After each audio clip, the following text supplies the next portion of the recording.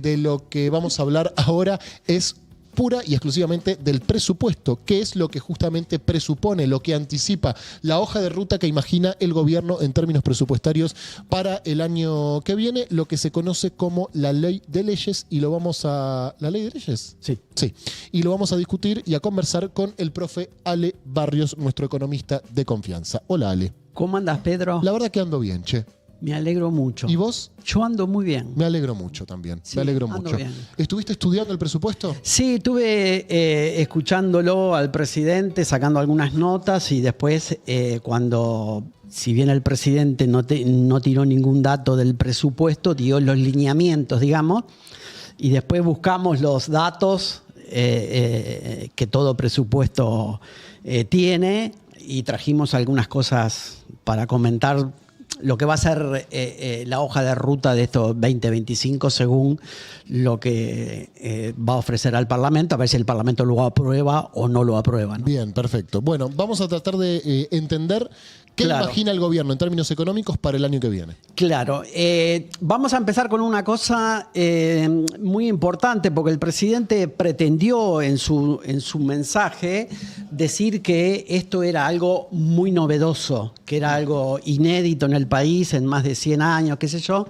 Y nosotros lo que venimos a plantear de entrada es que esta hoja de ruta o que este escenario que él pretende construir es un escenario que ya se pretendió construir en Argentina muchas veces. Okay.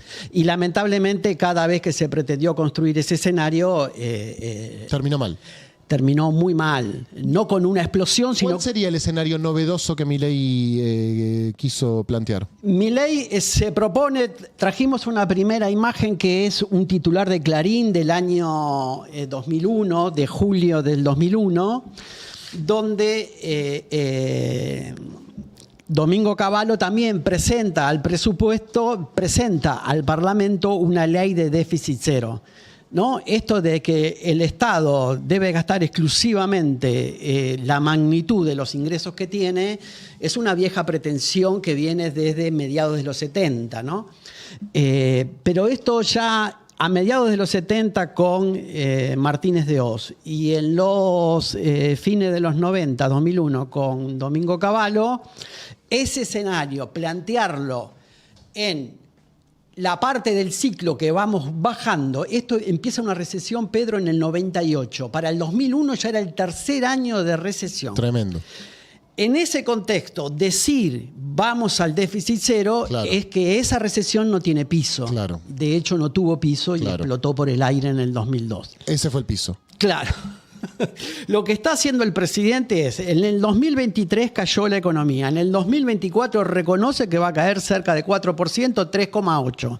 En ese escenario él pretende llevar la economía a una situación de déficit total del Estado, déficit financiero igual a cero. Bueno, la recesión no va a tener piso. Si el Estado, que es el único actor que podría ser contracíclico, porque vos y yo somos procíclicos, ¿no? Si vos tenés un canutito y ves que la recesión se va a prolongar, el canutito no te lo gastás todo, lo gastás de a poquito. O sea, empezás como a tener una actitud conservadora frente al consumo. Si además todas las familias que tienen ingresos insuficientes no consumen, el consumo se va a seguir desplomando, ¿no? Tiene que haber alguien que sea contracíclico. Los empresarios también son procíclicos, porque los empresarios van a producir más si piensan que lo van a vender. Claro. Entonces, si vamos a un escenario de octubre, noviembre y diciembre con una actividad de consumo relativamente estable o cayendo, es difícil imaginarse a un empresario aumentando su producción para los meses siguientes. Por lo tanto, el único que tiene ese rol después de 1930 para acá, no lo discute ningún liberal serio, ningún estructuralista, ningún neorricardiano. Nadie discute eso, que es el Estado el que es contracíclico. En el 2008, el déficit fiscal de Estados Unidos llegó a 12% del PBI. El año de la que quebró Lehman Brothers. Claro, en el 2020, en plena pandemia, llegó a 14%. ¿En Estados Unidos? Sí. ¿Qué hacen los estados cuando están frente a una crisis? ¿Cómo van a reducir el gasto público en el medio de una crisis? Es una locura Ahora, ellos lo que te teórica. dicen es, alguien después lo va a tener que pagar eso. Sí, después, cuando el ciclo empiece a retomar, que la recaudación empiece a subir, bueno, empezamos a esterilizar si emitimos, bajamos la velocidad del gasto público si es que estamos en crecimiento y el sector privado dinamiza la economía. El Estado no tiene por qué seguir protagonizando y va bajando el acelerador. Bueno, pero ya la economía salió de la recesión. Ahora, cuando está en recesión, hacer lo que se propone hacer el presidente para el 2025, lamentablemente nos va a generar un escenario tremendo, similar al 2024. Ahora, también el gobierno dice la Argentina va a crecer casi 5 puntos el año que viene. Sí. Ahora nosotros teníamos la primera imagen y teníamos también, si podemos, pasar un video que tiene 2 minutos. Lo vamos a ¿No lo buscar. tenemos? ¿Cuál es la cadena nacional de Martínez de Oz? Sí, es una cadena nacional de Martínez de Oz. Busquémoslo. Es un minuto y algo que dice exactamente lo que dijo el presidente en el Parlamento. Vamos a una economía con una mayor libertad comercial, con una mayor libertad en la determinación de precios, etcétera, etcétera. Lo que quiero decir es que esto ya se hizo en Argentina, ya se intentó hacer en Argentina, no es para nada nuevo lo que dice el presidente y lamentablemente cada 20 años repetimos lo mismo. Esto que dijo Martínez de Oz lo dijo en 1980. La misma naturaleza de la profunda transformación que estamos llevando a cabo impide que podamos hacer hoy, en esta ocasión, un balance total y global del mismo. Pero quisiera destacar lo que yo considero son 12 puntos fundamentales a través de los cuales se puede medir la profundidad de la ¿Podemos poner pausa un transformación segundo? que hemos llevado. Por las dudas, Ale, ¿quién está hablando? Está hablando Martínez de Oz, que es el ministro de Economía de la dictadura.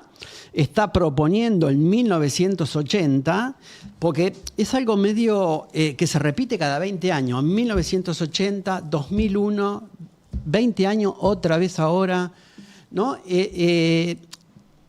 Con este plan termina de alguna manera su gestión, porque después vuela por el aire él también, ¿no?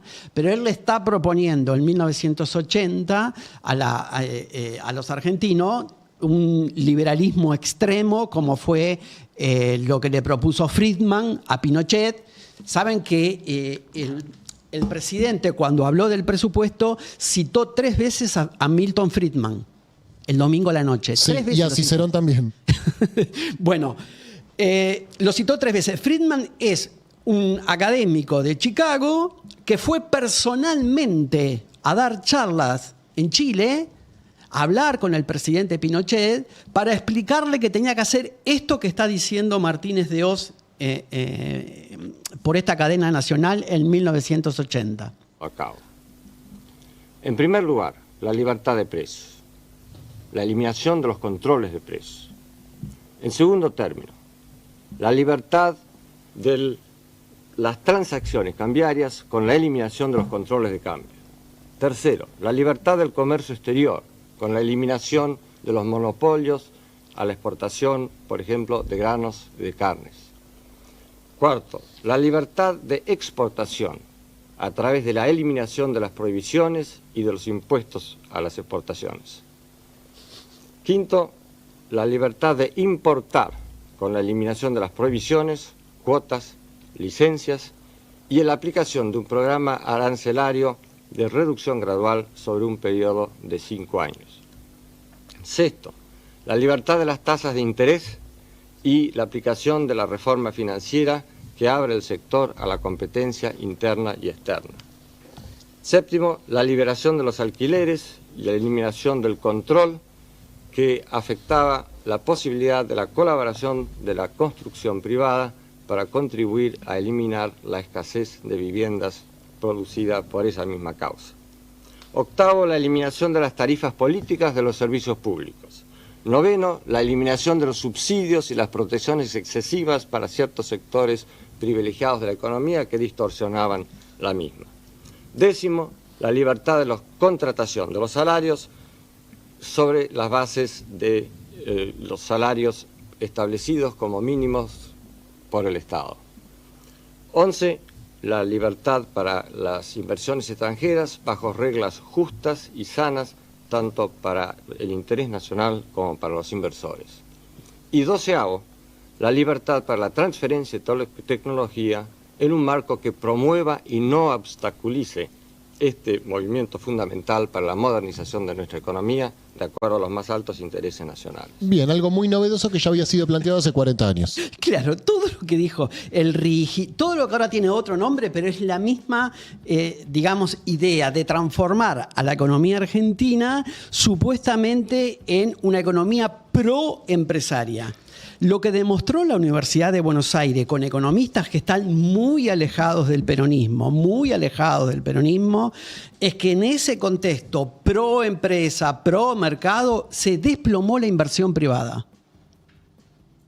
Estamos en 1980, sindicatos prohibidos, compañeros delegados encarcelados, torturados. No había un solo reclamo salarial. Había libertad para la explotación máxima. Bueno, cayó la inversión privada.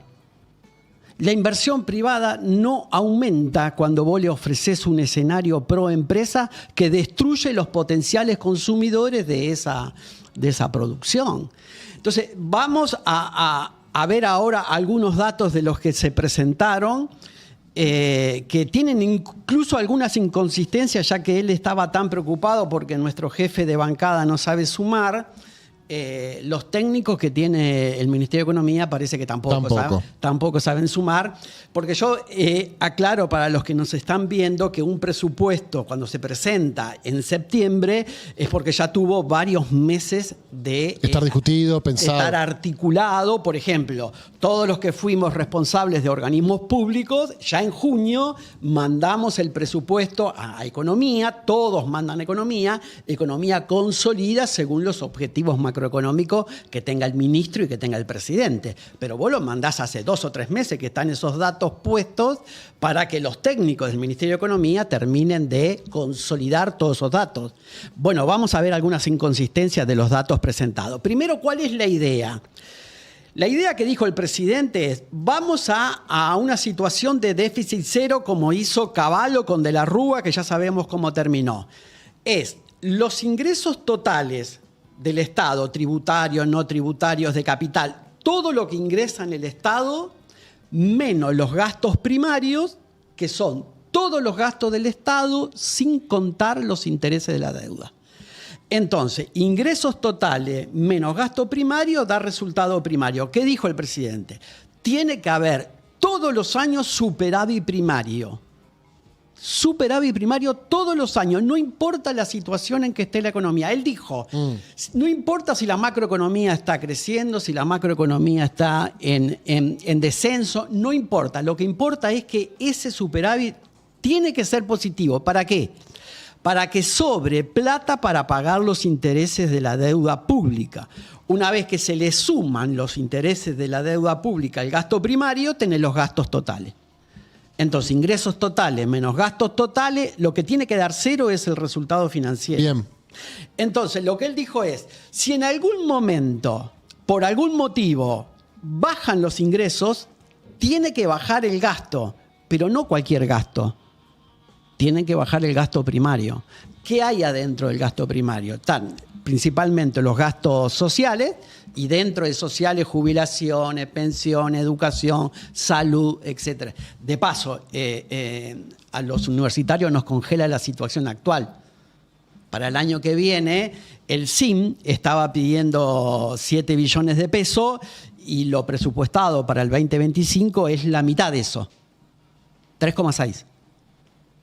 O sea, nos congela la situación del 2024, nos congela eso para el 2025. Realmente la comunidad universitaria, esperemos que ahora en octubre volvamos a construir esa gran marcha que construimos el 23 de abril, ¿no? ¿Qué pensás, Ale? ¿Va a ser posible construir una marcha como fue la de abril? Yo creo que al presidente le están empezando a entrar balas. Nosotros, si bien la institución universidad tiene mucho más prestigio que los trabajadores de la universidad, nosotros estamos reclamando por el 85% del presupuesto, que es para los trabajadores de la universidad, los no docentes y los docentes.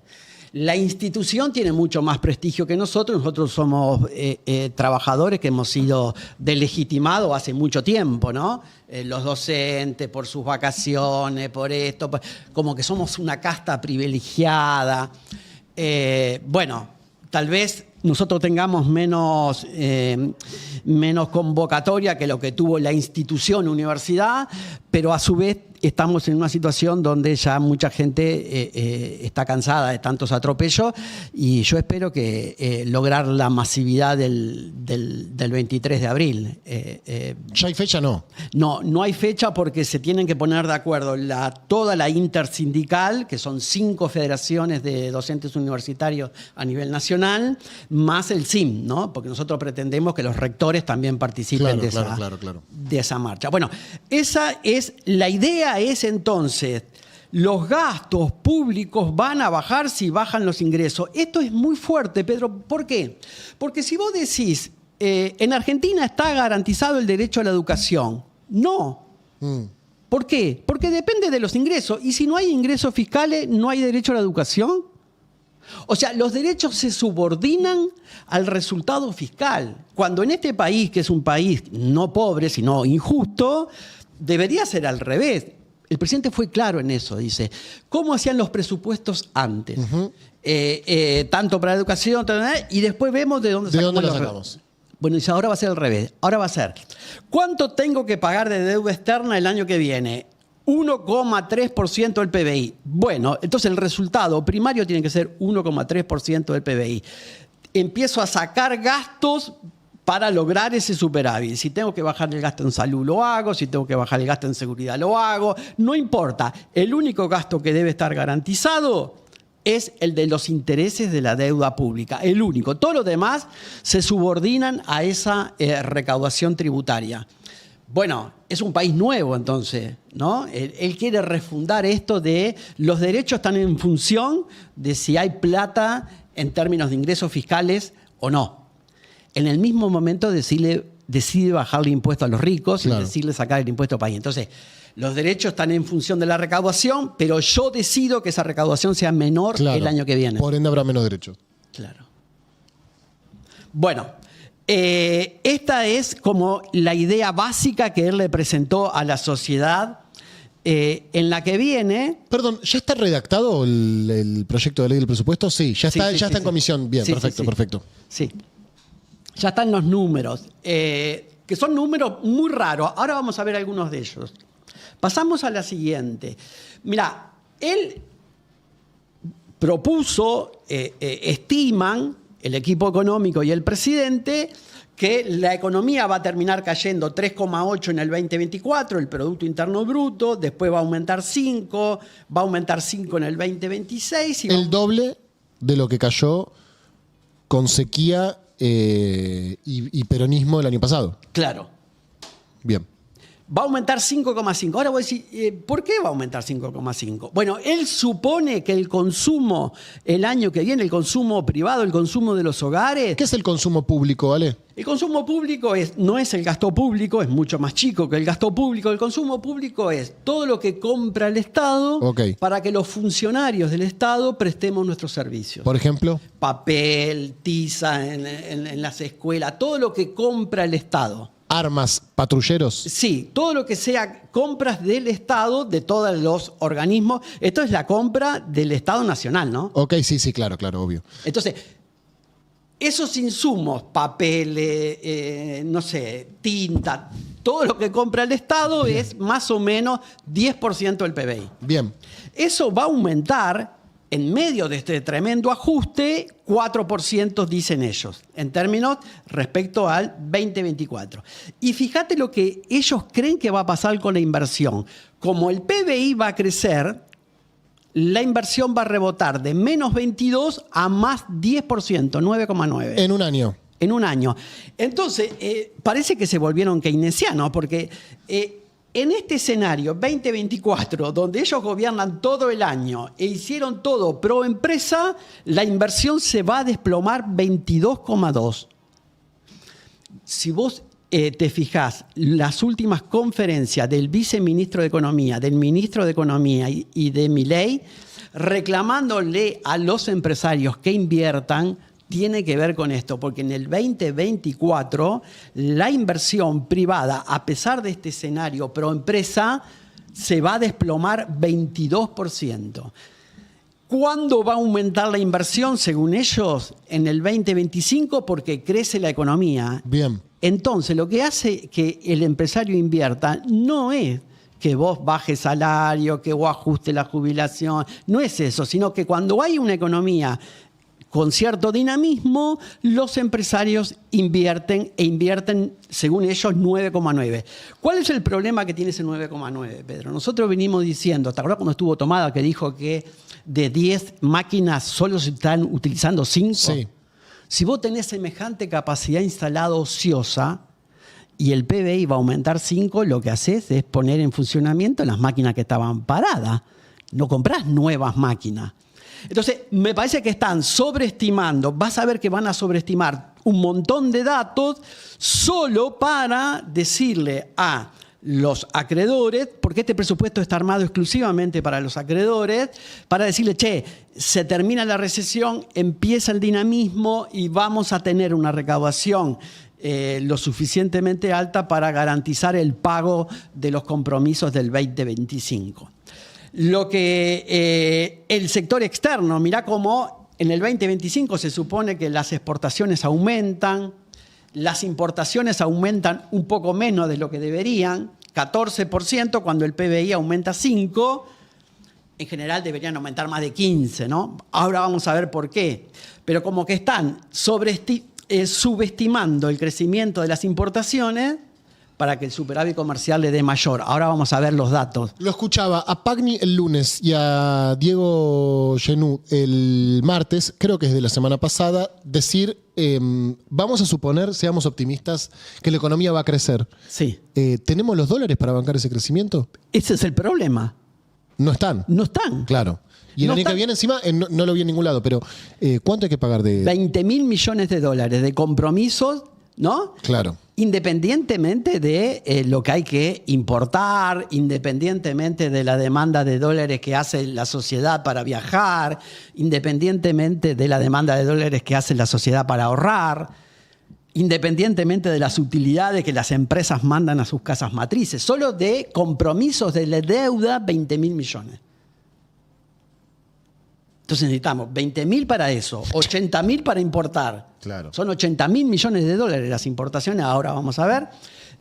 Necesitamos una montaña de dólares en el 2025 que no está garantizado. Por eso es que el lunes cayó el riesgo país, fruto de ese mensaje del presidente, vamos a hacer lo posible para pagar la deuda, así como dijo Avellaneda en 1880, vamos a pagar en 1890, vamos a pagar la deuda con sangre y sudor del pueblo argentino. Bueno, el presidente dijo algo parecido. Los mercados reaccionaron bien el lunes, ya hoy volvió a subir el riesgo país. ¿Por qué? Por eso que decís vos, Pedro. Porque el mercado sabe que no tenemos los dólares. Que no están los dólares. Entonces, por más que vos hagas ajustes en peso... El lunes fue un buen día igual para las acciones argentinas. ¿Para qué? Para las acciones argentinas. Sí, porque el mercado escucha eso que quiere escuchar, que es ajuste del sector público, que va a estar garantizado el pago de la deuda, no se preocupen, y el mercado reacciona. Después los asesores de esos tenedores van a decir, che, pará, esto está mal, esto está mal, esto está mal. Y bueno, y hoy parece que empezó un nuevo proceso. Vamos a la que sigue, por favor. Fíjate que otra cosa, nosotros venimos hablando acá en Gelatina hace mucho tiempo y ahora vamos a retomarlo y en la última que vamos a tratar va a quedar más claro. Ellos están suponiendo, Pedro, que el 2024 la variación del IPC va a terminar en 104,4. Ok. De inflación en el 2024. Para que eso suceda... ¿Pero por qué, Ale, tanto? ¿Cuándo fue que...? ¿Cuánto tuvimos en enero? En enero tuvimos 20. ¿Sí? Sí. ¿20 tuvimos? 20. 25 de diciembre, 20 de enero. Sí. Ok. Y es de diciembre a diciembre, ¿no? Ok. 104,4 para terminar el año. Cuidado, mientras hablo yo, así detrás de Ale Barrios no aparece una persona portando un termo y un mate. Mientras yo hablo, no tengo ningún inconveniente, estiro un poquito. Agradezco enormemente a Emilio Laszlo que me acerca un termo y un mate. Y ahora podemos continuar con la conversación. Ale, ¿te tomás unos mates? Sí, obvio. Bien, dale. Obvio. Bueno, Gracias, Emi. ponemos de vuelta la imagen del tipo de... Mirá, 104,4. Eso supone que hasta el momento ha habido más del 90% de inflación hasta agosto. Bien. ¿No? Para que sea 104,4, septiembre tiene que dar 3. Todo el mundo dice que va a dar más de 3. Claro. Pero de hecho, ya agosto dio 4.2. Claro, Claro. pero aparte octubre, noviembre y diciembre tiene que dar 1. A todo esto ya es 17 de septiembre. Está volando septiembre. Sí. Estoy hablando de otra cosa que no es economía, pero se nos viene fin de año. Sí. hay Ya que se acerca organizar la Nochebuena, ya se fiesta. acerca Navidad. Hay que organizar la fiesta. Se acerca la Nochebuena, Sí. la Navidad. Sí. Es nuevo ese, ¿no? Es de Kea. Es de Lo Kea. guaguancó. Es de Kea. Lo guaguancó. Bien, Bueno, vale. entonces, para que eso se dé, el presidente tiene que lograr que en septiembre de 3, en octubre 1, en noviembre 1 y en diciembre 1 para que dé 104,4. Si no, eso es un dibujo. Y yo no creo que Marco Labaña, el director del INDEC, vaya a convalidar eso. Me parece que están de alguna manera siendo muy optimistas con ese proceso. Ok. Pero aparte, ¿por qué es contradictorio? Porque en el mismo presupuesto ponen que en el 2025 va a ser de 18,3. Si vos decís que va a ser de 18,3, es que cada mes va a aumentar 1,4. Si aumenta 1,4 y en diciembre termina en 1, quiere decir que en el 2025... La inflación sube. No te rías. No sé quién hizo esos números, pero por favor contraten a Martínez, que por lo menos Martínez sumar sabe. Germán.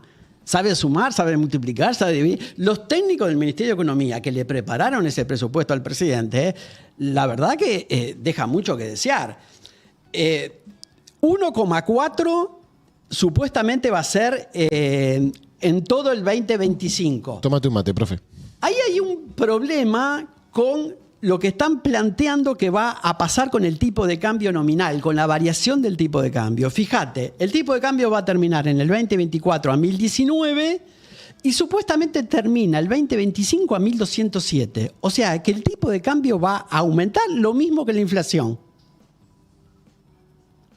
En el 2026 va a aumentar lo mismo que la inflación y en el 2027 va a aumentar lo mismo que la inflación. O sea, no hay recuperación del tipo de cambio real. Va a quedar atrasado. Claro, yo lo bajo, como vamos a ver en la última diapositiva, yo lo voy a bajar y lo voy a dejar ahí. En ese contexto de apertura comercial más tipo de cambio barato, la demanda de dólares va a ser muy superior a la oferta de dólares. O sea, a esos 20.000 millones que ya tenemos de vencimientos en el 2025, va a haber que sumarle una demanda adicional porque el gobierno nacional ha decidido que el dólar sea la única mercancía barata de nuestro país. Sí. Tremendo esto. Lo mismo hizo Martínez de O en los 80, lo mismo hizo Cavallo al final de los 90. Ya sabemos cómo termina eso. Recesión más dólar barato termina mal. Termina mal, porque termina en lo que cuando estuvo acá dijo Roberto Feletti en las 2D. Explosión devaluatoria y default. Claro. Bueno, entonces, esta es una decisión que ya está publicada, están los cuadros en el Congreso. Bueno, espero que los señores diputados, los señores senadores revean esto, porque esto es ir directo a una crisis terminal como fue el 2001, ¿no? Es lo mismo. Seguimos. Dale. Mirá lo que suponen para el superávit comercial para mostrarle a los tenedores de bonos que vamos a tener un superávit comercial impresionante, capaz de garantizar el pago de la deuda. En el 2025 vamos a crecer 5%. Quiere decir que en el 2025 vamos a tener un PBI mayor que el del 2023. ¿Por qué las importaciones serían 10.000 millones menos? En el 2023 importamos 92.000 y en el 2025 con dólar barato, apertura de importación, Claro. fin de los antidumping. ¿Y por qué? Lo único que quieren hacer es mostrar que exportaciones menos importaciones le da un superávit comercial de 20.000 millones. Eso quieren mostrar. Para hacer eso dibujaron ese número de 83.000 que no cierra ni por la tapa. Porque cada vez que crece el PBI, como vos dijiste, crecen las importaciones. Y más que crecen cuando vos las estás subsidiando. Nosotros estamos subsidiando las importaciones. Claro. Le bajamos el impuesto país y le revaluamos el tipo de cambio. Claro. O sea, dólar barato y le bajo el impuesto país. Estoy estimulando a que la gente compre cosas importadas. Y sí. De hecho, bueno, sí, también estás... Bueno, sí, no importa. Bueno, entonces, como se ve ese escenario de superávit comercial, fíjate que es decreciente, 20.000, 18, 16. Ellos plantean un esquema donde con dólar barato y con apertura comercial, obviamente que esas importaciones están subestimadas, van a aumentar más que eso. Porque las importaciones en Argentina tienen una elasticidad de 3-1. Si el PBI crece 5%, las importaciones crecen 15%. Te quedó una yerba, ¿no? Sí. Metele, profe. No pasa nada. A veces pasa. Queda un palito ahí en el medio. Otra cosa, esta es y te yerba volv- con palo. Si me dijera que es yerba canaria todavía, pero... Es yerba con palo. Si el PBI crece 5%, che, loco, hace décadas que las importaciones crecen 3 veces más. Si el PBI crece 5, las importaciones crecen 15. Y más en un escenario donde vos estás diciendo que va a ser barato importar, que vas a poder importar cualquier cosa, y yo que te la voy a subsidiar, porque te voy a abaratar el medio de cambio, que es el dólar. Vos para importar precisas dólares. Yo te lo estoy dejando baratito. Bueno, si vos me lo dejás baratito, las remeras van a ser baratas, las zapatillas van a ser baratas, los electrodomésticos van a ser baratas, todo lo importado va a ser barato, con lo cual ese ritmo de importaciones va a ser muy superior a lo que está planteando. ¿Dónde fue que hace poco un notero en una ciudad fronteriza, que no recuerdo en este momento cuál era, filmaba a los argentinos que cruzaban a cargar nafta a Brasil y volvían? Claro. Cargar nafta, vuelven. Ahora están volviendo a Chile. Y comida. Ahora están volviendo, Con Chile lo mismo. Ahora están volviendo a Chile. Hace 2 o 3 años era al revés. Nosotros teníamos un tipo de cambio relativamente alto, entonces venían los chilenos, venían los uruguayos a comprar acá, se compraban todo Gualeguaychú y después pasaban de vuelta para el otro lado. Bueno, hemos decidido que Argentina no esté barata, sino que para los argentinos esté muy cara y bueno, y todo lo externo esté barato. Continuamos con la que viene. Esto es lo que yo te quería mostrar la vez pasada y que estaban un poco corridos las etiquetas de los datos. Pedro, mirá. A fines de los 90, cuando el tipo de cambio real cayó, explotó la economía. Cuando pasó de 86, el tipo de cambio real multilateral, pasó de 86, es un índice, ¿no? De 86 a 69, estalló. Vino el 2002, dual de devaluación, 162. Gran devaluación. Asumió Néstor. Fíjate que hasta el 2008, 2009, de 162 lo mantuvimos casi hasta 160. Los mejores años de la Argentina son con tipo de cambio alto y estable. Pero alto. Compro. Alto y estable. Compro. Entonces hay estabilidad de precio, nadie va a hacer una corrida contra el peso porque hay acumulación de reserva, no hay ningún problema. Después de ese pico de 159, nos empezamos a gastar las reservas hasta el 2015, que de todas maneras estaba más alto que en los 90, la dejamos casi a 95. Bueno, después vino el macrismo, otra vez devaluación, revaluación. Nosotros entregamos con 80,2 en diciembre del 2023. Milei devaluó a 161. Estamos casi igual que en el gobierno de Néstor. ¿Cuál es la diferencia? que Néstor mantuvo esa competitividad cambiaria durante 7 años, 2003, 2008, 2009, 2010, y este pibe se la rifó en 7 meses. Y estamos en 86,4, que es muy parecido a lo que teníamos al final de la convertibilidad. Con lo cual vamos a un escenario parecido al de Cavallo con el déficit cero, con un tipo de cambio muy barato, apertura comercial, libertad para poner precios, desregulación de los servicios públicos. Bueno, el presidente el domingo, por si alguien tenía duda, ofrece un escenario para hasta el fin de su mandato de un ajuste perpetuo de la economía, por lo tanto los niveles de empleo van a ser los que teníamos al fin de la convertibilidad, alto desempleo, bajos ingresos y una situación social bastante compleja que el presidente se autolimita a no querer revertir, ¿no? Porque el Estado tiene 3 formas de solventar el gasto público. Y de esas 3 formas el presidente ha decidido que 2 de ellas no se pueden tocar. El Estado se puede financiar vía emisión monetaria, que para un liberal es pecado. Se puede financiar vía incremento de impuestos, que para este presidente que cree que Argentina cobra muchos impuestos, cosa que no hay ninguna evidencia de que eso sea así. Esa también está vetada. Por lo tanto, la única que queda es pedir deuda para financiar esto. Que ¿no? tampoco está pasando. Está pasando por el mercado. El mercado con un riesgo país de 1.300 va a ser difícil que el presidente obtenga financiamiento. Con lo cual, si no hay ninguna de las 3 fuentes de financiamiento, la única que queda es seguir reduciendo, seguir ajustando al pueblo argentino, Claro, para poder cumplir con los compromisos que se le avecinan, ¿no? Acá la compañera Sole G, que nos escucha todos los días, nos dice que ahora nos está escuchando sin auriculares en el Sarmiento, así que te está escuchando un montón de gente. Vamos, en el Sarmiento, va para zona oeste, va para Moreno. O viene, vaya uno a saber cuáles son sus horarios de trabajo. Si es que está trabajando, vaya a saber uno qué es lo que hace Sole G, que nos escucha literalmente todos los días. Así que un saludo grande para toda la gente que nos está escuchando en este momento en el Sarmiento. Qué grande. Al profe, ¿no? ¿Viste las imágenes que pasaron ayer de gente que se baja antes de llegar a la parada para no pasar por el molinete? No vi las imágenes. Bueno, ayer aumentó el transporte 40%, Pedro.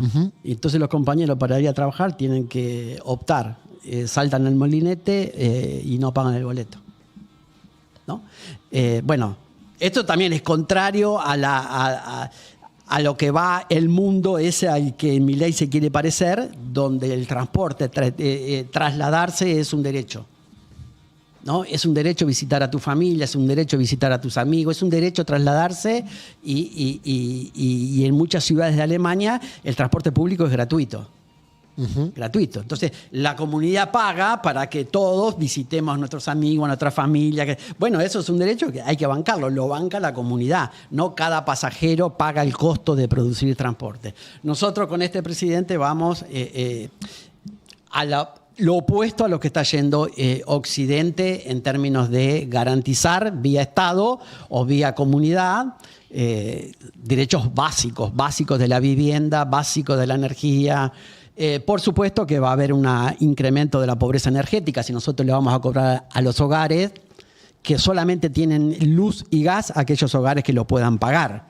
Si solo van a ser así, por lo tanto va a haber muchos hogares que van a empezar a sufrir, a padecer la pobreza energética, ¿no? Bueno, anunció ya el gobierno que se viene un verano de mucho corte y de poco suministro energético. No era un problema de tarifas entonces. Evidentemente no era un problema de tarifa. No era un problema de tarifa. Es un problema de regulación de ese precio y de regulación de las ganancias de esas empresas y la reinversión de utilidades. ¿Quién está controlando el costo de producción? ¿Quién está controlando lo que ganan? ¿Y quién está controlando cuánto reinvierten de eso que gana? Porque parece ser que todos los veranos les demos la tarifa que les demos, tienen problemas con los cables, tienen problemas con... Dale. Ale, ¿de qué vamos a hablar la semana que viene? ¿Ya sabes? No. Yo nunca sé de qué vamos a hablar la semana que viene, salvo Bien. cuando es algo de historia, pero sí que vamos a tener novedades como esta la semana que viene y bueno, nosotros Acá estaremos. acá estaremos. Acá estaremos. ¿Cómo andan tus alumnos? Mis alumnos bien, qué sé yo, Pedro, es una situación bastante compleja porque nosotros producimos una mercancía que nuestra patronal no valora. ¿no? Vos sos mecánico y vos parás Toyota y supone que Toyota va a estar preocupado porque tiene menos Hilux para vender. Ahora, yo lo único que hago es aumentar un poquitito el capital académico que tienen los hogares más humildes de Moreno. Y esa mercancía no está valorada por mi patronal, que es el Ministerio de Educación. Entonces yo hago paro para que me paguen. Pero mi patronal no valora lo que yo produzco, con lo cual me dice... No le importa tanto que no trabajes. Me chupa un huevo. ¿Querés hacer paro? Hacé paro. ¿Querés hacer paro por tiempo indeterminado? Hacé paro por tiempo... Cerrá la Universidad de Moreno, claro, que no le interesa a nadie. Cerrá la Universidad de Avellaneda. Entonces, es una situación bastante compleja porque los chicos a veces... tienen muchas expectativas de que la universidad los va a sacar de su situación inicial, que va a agregar capital académico a sus activos, que su cajita de herramientas va a tener alguna cosita más como para salir al mercado. Y yo como docente le estoy prohibiendo adquirir o rellenar esa cajita de herramientas, ¿no? Con mi plan de lucha, digamos. Entonces estamos en una contradicción. Algunos chicos lo entienden, cuál es la situación, y se suman a las convocatorias que hacemos los docentes y los no docentes, y otros chicos que están formateados en estos últimos años no lo entienden, y estamos en una situación bastante compleja lo que nos pasa a los docentes universitarios, porque, bueno, tenemos una patronal que no valora lo que vos hacés. Entonces, si para Milei mañana se cierran todas las universidades del conurbano, Milei va a festejar. Y bueno, y nosotros queremos que estén abiertas, pero a su vez queremos protestar porque no nos pagan. Y a su vez somos conscientes que el principal sujeto político de esas universidades no somos los docentes, son los estudiantes. Y si nosotros hacemos paro, los estudiantes se van para la casa y nos quedamos sin sujeto político adentro de la institución. Y en esa estamos. Estamos bastante complicados. Te agradezco, Ale, que vengas acá a compartir tus conocimientos y a explicarnos un poquito también qué es lo que está pasando en materia económica. Te saludan mucho y te dicen feliz día. Sí, porque es el día del profesor. Feliz día. Gracias, Pedro. Feliz día, profe Barrios. Gracias por compartir tu conocimiento con nosotros y desarnarnos un poco en materia económica.